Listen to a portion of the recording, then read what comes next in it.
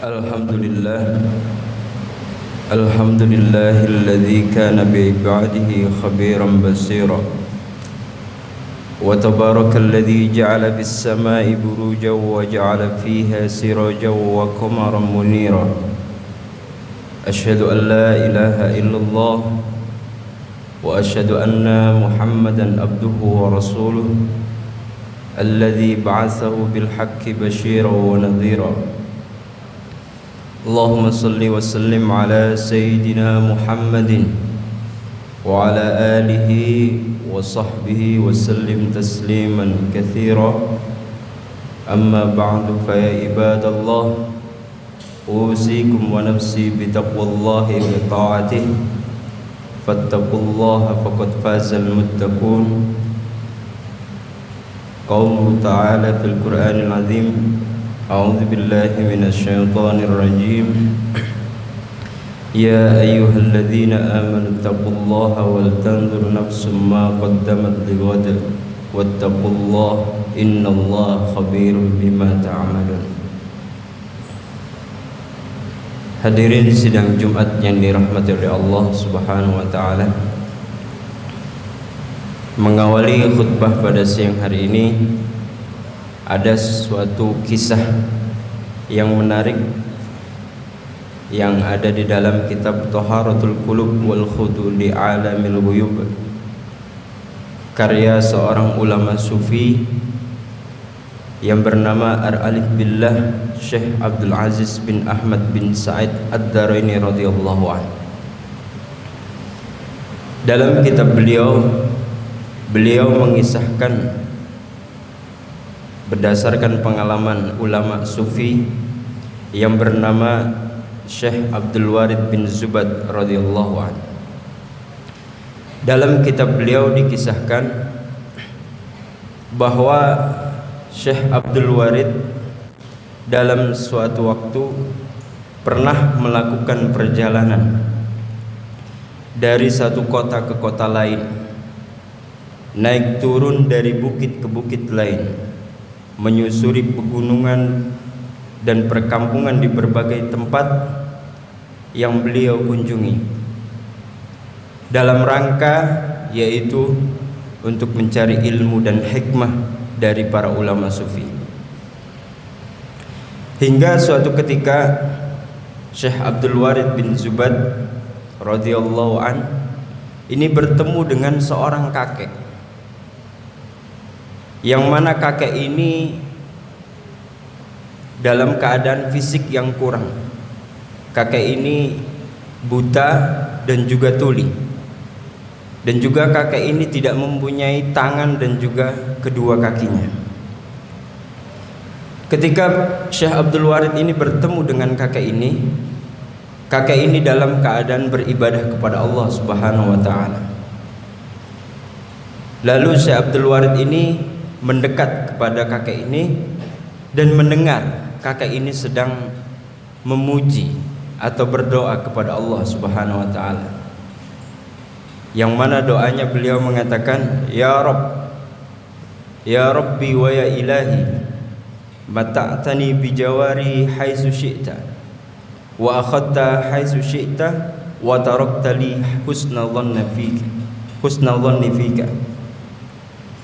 Ya Tuhanku, wahai Tuhanku, Kau anugerahkan anggota tubuh untukku pada saat yang Engkau hendaki, dan Kau ambil kembali semua saat yang Kau inginkan. Namun Engkau tetap membuatku dapat selalu berbaik sangka atau berhusnudzon kepadamu. Dari doa ini, Syekh Abdul Warid ini bertanya-tanya dalam hatinya, aneh sekali kakek ini. Kebaikan apa yang telah diberikan kepada kakek ini oleh Allah Subhanahu wa taala, dan Allah telah menyampaikan tujuan apa kepada kakek ini, padahal dia ini dalam keadaan kekurangan, tetapi dia merasa hatinya sangat senang atau merasa hatinya sangat tenang. Dari doa ini, dari hati kecilnya Syekh Abdul Warid ini ternyata terdengar oleh kakek ini. Jadi walaupun kakek ini tuli dan tidak melihat, tetapi dalam hati atau dalam lubuk hatinya Syekh Abdul Warid, kakek ini mendengar dan tahu isi hati Syekh Abdul Warid.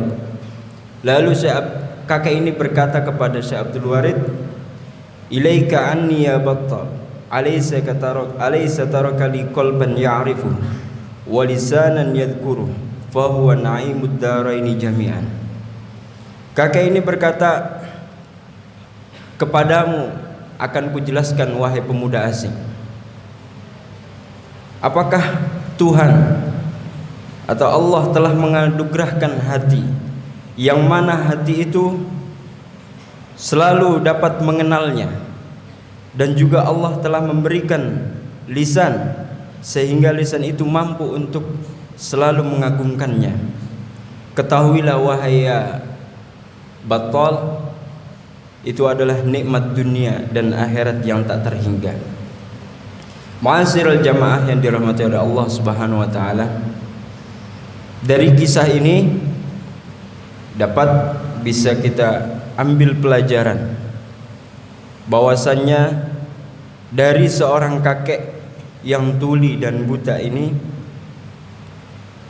yang kekurangan fisik, tidak mempunyai tangan dan juga tidak mempunyai kaki, tetapi hatinya bisa bergerak, hatinya selalu dekat kepada Allah Subhanahu wa taala.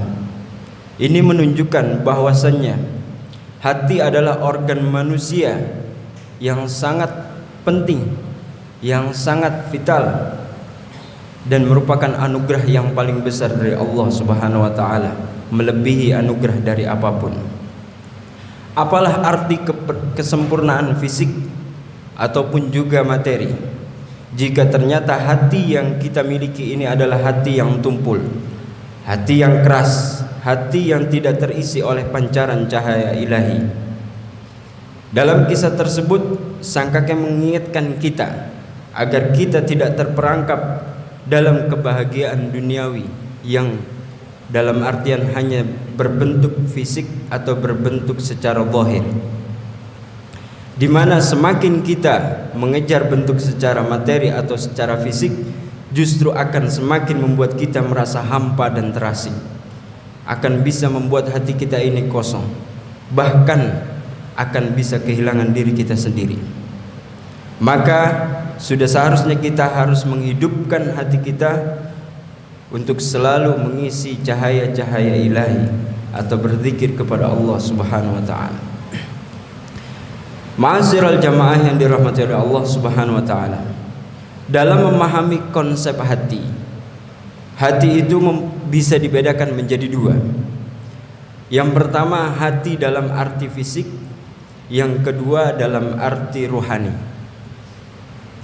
Dalam arti fisik sebagaimana yang dijelaskan dalam hadis yang diriwayatkan oleh Sahih Bukhari Muslim, "Ala fa inna fil jasadi mudghah, idza salahat salahal jasadu kulluh, wa idza fasadat fasadal jasadu kulluh, ala wahiyal qalb."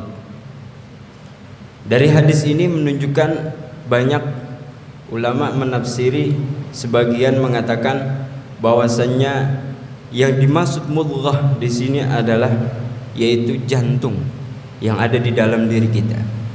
Ada yang mengartikan yaitu liver, ya. Sedangkan dalam arti secara ruhani, sebagaimana yang telah dijelaskan oleh seorang filosof muslim yang bernama Syekh Muhammad bin Ibrahim bin Yahya As-Sirazi, yang mana beliau mempunyai gelar atau julukan yaitu Sadru ad-Din, atau disebut dengan Mulla As-Sadr. Beliau menjelaskan di dalam kitabnya yang berjudul Mafatihul Ghaib bahwasanya hati secara rohani itu dibagi menjadi tiga. Yang pertama yaitu hati yang dalam artian atau dalam tingkatan yang disebut yaitu al-qalb. yang secara harfiahnya yaitu dapat diartikan bolak-balik dan bisa disebut dengan sifat yang tidak stabil. Ya. Dalam tingkatan yang pertama ini, yang dimaksud dengan al-qalb yaitu hati yang masih tarik menarik antara dorongan kebaikan dengan dorongan keburukan.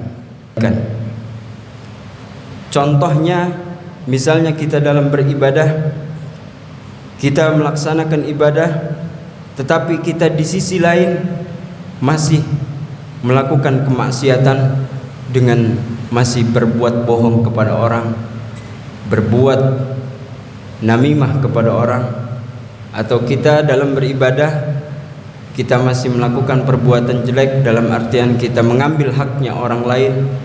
Nah, dalam tingkatan inilah disebut dalam tingkatan al-qalb, hati yang masih tarik menarik, bahwasanya kita tahu ini perbuatan buruk atau perbuatan tidak baik, tapi kita juga masih terbawa dengan perbuatan baik. Makanya di akhir salat kita dianjurkan atau disunahkan untuk selalu berdoa di akhir tasyahud akhir dengan berdoa, ya muqallibal qulub tsabbit qalbi ala dinik. Wahai zat yang maha membolak-balikan hati, mantapkanlah hati kami dengan meniti agama. Ma'asyiral jamaah yang dirahmati oleh Allah Subhanahu wa taala. Adapun tingkatan atau bagian yang kedua dalam versi hati secara rohani, yaitu yang disebut al-fuad. Dan al-fuad ini lebih condong diartikan dengan makna al-aql, yang mana mampu mempertimbangkan secara matang sisi baik dan sisi buruk dalam setiap perbuatan, yang mana hati sudah berani secara tegas memilih jalan kebaikan dan meninggalkan jalan keburukan, yang mana hati lebih mengedepankan suara kebenaran daripada suara kebatilan. Jadi itulah hati yang disebut dalam tingkatan yang kedua, yaitu al-fuad. Adapun yang ketiga, tingkatan yang ketiga yang dimaksud oleh Imam Al-Syirazi, yaitu yang disebut al-lub. Lub ini adalah tingkatan yang paling tinggi, yaitu yang maksudnya hati yang selain sudah mampu memilih kebaikan dan meninggalkan keburukan, juga telah terisi di dalam hatinya dengan kesadaran bahwa setiap kebaikan yang dilakukan adalah bentuk kecintaan kepada Allah Subhanahu wa taala, sebagai upaya untuk mendekatkan diri kepada Allah Subhanahu wa taala. Hati pada tingkatan inilah yang dimaksud dalam kisah yang tadi di atas, yaitu antara kakek dengan Syekh Abdul Warid, yakni hati yang sudah benar-benar mengenal Tuhannya, hati yang telah terisi dengan pancaran nur ilahi sehingga dapat mengerti isi hati Syekh Abdul Warid, walaupun kakek ini tidak mempunyai pendengaran atau punya penglihatan. Ma'asyiral jamaah yang dirahmati oleh Allah Subhanahu wa taala. Maka dari itu dalam hal ini para ulama tasawuf menyebutkan hati dalam istilah tingkatan yang ketiga ini, yaitu yang disebut dengan Baitullah atau singgasana Allah. Makanya di dalam makalah dikatakan al-qalbu Baitullah, yaitu hati itu adalah merupakan singgasananya Allah. Jadi di dalam diri manusia ini ada merupakan singgasana Allah yang di situ bisa mendapatkan pancaran atau sinaran ilahi. Ma'asyiral jamaah yang dirahmati oleh Allah Subhanahu wa taala. Dalam makna Baitullah ini bisa dibedakan menjadi dua makna. Ada Baitullah dalam secara syar'i, ada Baitullah dalam secara hakiki.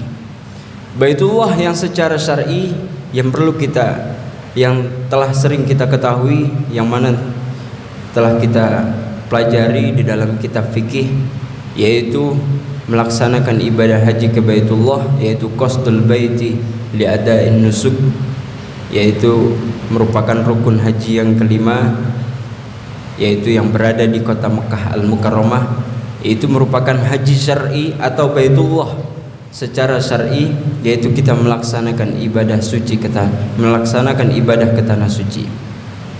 Dan ini merupakan butuh perjuangan. Butuh perjuangan dalam artian apa? Ketika kita melaksanakan ibadah haji ke tanah suci atau ke Baitullah yang ada di Mekah, kita harus membutuhkan mental, membutuhkan fisik yang kuat, membutuhkan harta, membutuhkan waktu yang lama. Lebih-lebih sekarang kita harus menunggu dengan puluhan tahun.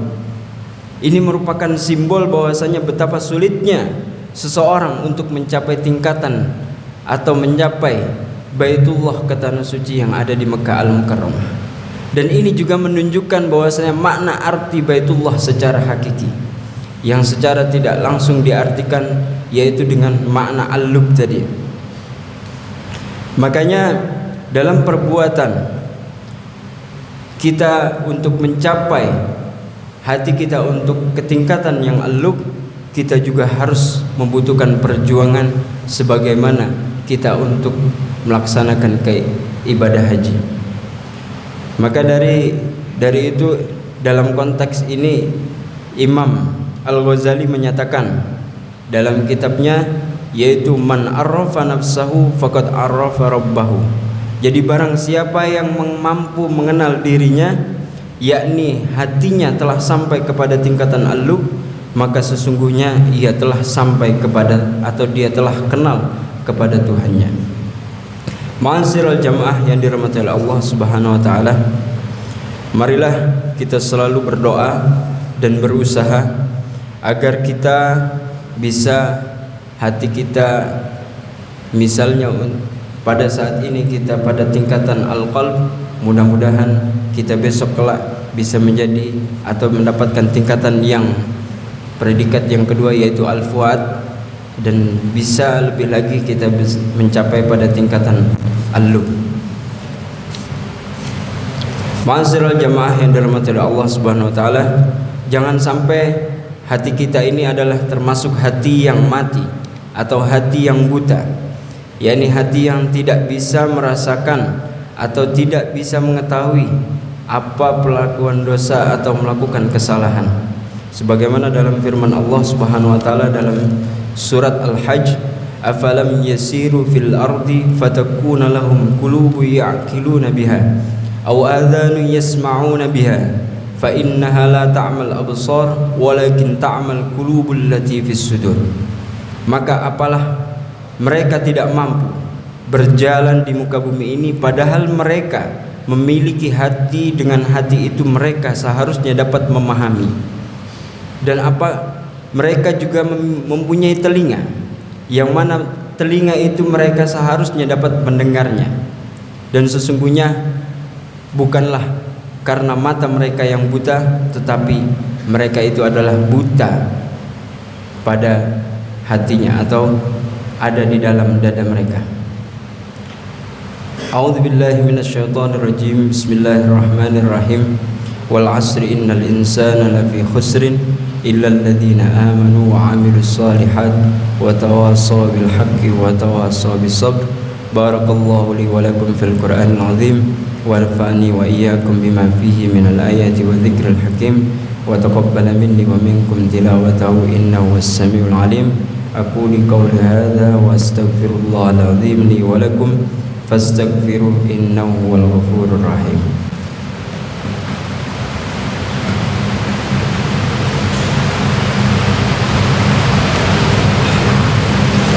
Alhamdulillahilladzi khalaqal khalqa liya'buduhu wa abana ayatihi liya'rifuhu wa sahala lahum tariqal wusuli ilaihi liyasiluhu. Asyhadu an la ilaha illallah wahdahu la syarika lah, lahul mulku wa lahul hamdu wa huwa ala kulli syai'in qadir. Wa asyhadu anna nabiyyana Muhammadan abduhu wa rasuluhu arsalahu Allah bil huda wa dinil haqq liyakuna lil alamin nadhira. Amma ba'du, fa ya ayyuhan nas ittaqullaha haqqa tuqatih واعلموا أن الله أمركم بأمر بدأ فيه بنفسه وثنى بملائكته بقدسه وقال تعالى إن الله وملائكته يصلون على النبي يا أيها الذين آمنوا صلوا عليه وسلموا تسليما اللهم صل على سيدنا محمد وعلى أنبيائك ورسلك وملائكتك المقربين وارض اللهم عن الخلفاء الراشدين أبي بكر وعمر وعثمان وعلي وعن بقية الصحابة والتابعين التابعين لهم بإحسان إلى يوم الدين وارض عنا عنهم برحمتك يا أرحم الراحمين اللهم اغفر للمؤمنين والمؤمنات والمسلمين والمسلمات الأحياء منهم والأموات إنك سميع قريب مجيب الدعوات اللهم أعز الإسلام والمسلمين وأذل الشرك والمشركين وانصر عبادك الموحدين المخلصين واخذل من خذل المسلمين ودمر أعداء الدين وعلي كلماتك إلى يوم الدين اللهم ادفع عنا البلاء والوباء والزلازل والمهن وسوء الفتن ما ظهر منها وما بطن عن بلدنا إندونيسيا خاصة وعن سائر البلدان المسلمين عامة يا رب العالمين ربنا آتنا في الدنيا حسنة وفي الآخرة حسنة وقنا عذاب النار عباد الله إن الله يأمر بالعدل والإحسان وإيتاء ذي القربى وينهى عن الفحشاء والمنكر والبغي يعظكم لعلكم تذكرون فاذكروا الله يذكركم واشكروا على نعمه يزدكم ولذكر الله أكبر والله يعلم ما تصنعون